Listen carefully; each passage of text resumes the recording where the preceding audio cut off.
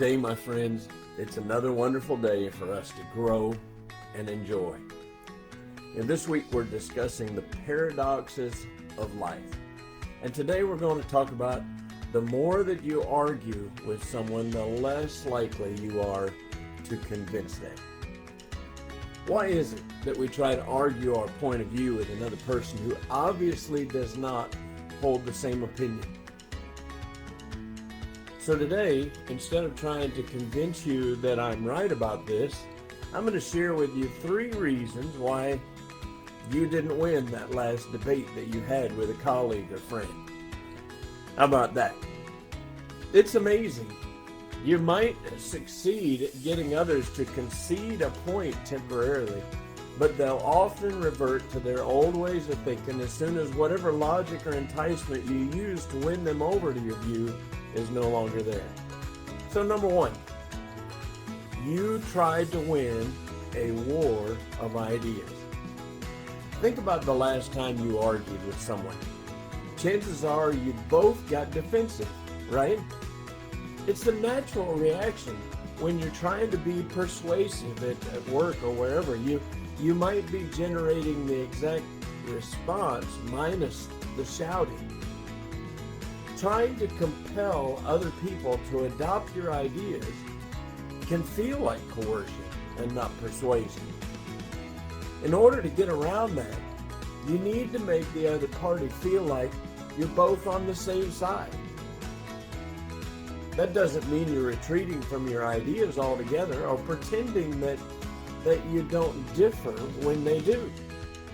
It's more about acknowledging what you do agree on already and how your difference of opinion starts from a shared idea.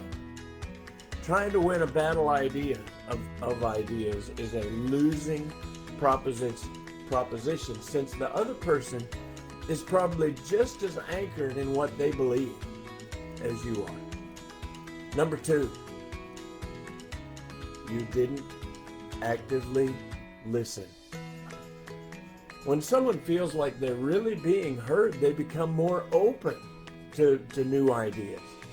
So to create that openness, you need to avoid the common trap of thinking about how you'll respond once somebody else is done talking. Listening is a skill.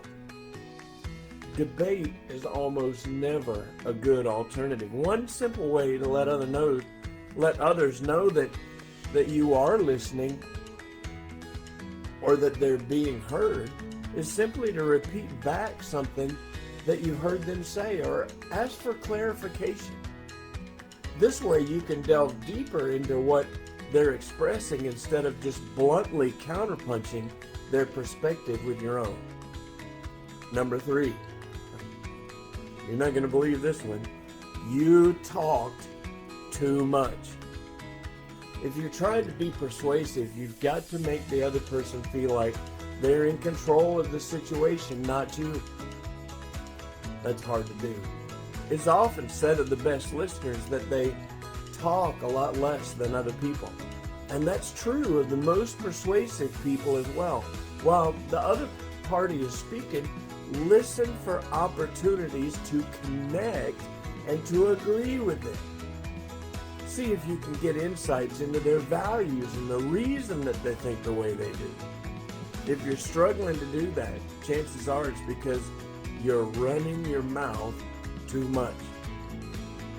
Keep your mouth shut more and tune in to what the other person has to say. The more common ground you can stake out with somebody, the better your shot is at persuading them. We're all more likely to trust people who we think share our beliefs, values, and interests. Besides, I believe that all you really have to do with a reasonable person is plant a seed, and they'll think about it all on their own. They'll come to the right conclusion on their own, or ask questions that will lead them to the right realization. There you have it. Quit arguing with people. Listen, plant seeds, and try to be a guide The reasonable person will follow you. I hope this has been helpful and that you'll share it with your friends. Go out there today and have a fantastic day. I love y'all. See you tomorrow. Take care. Mike out.